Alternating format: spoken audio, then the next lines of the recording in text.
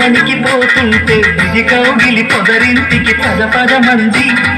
ఈ కౌగిలింతలోన గుండెల్లో ఎండ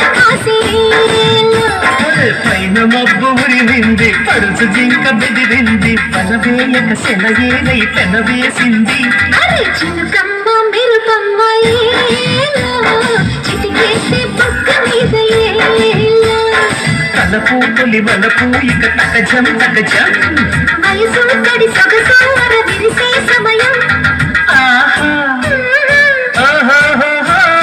చినుకు చినుకు అందలతో చిటపట చిరు సవ్వడితో నీలి మబ్బు కురుల ముడిని జార విడిచి ఒళ్ళు కలిసి ఆడింది వయ్యారంగా నీళ్ళ కూరు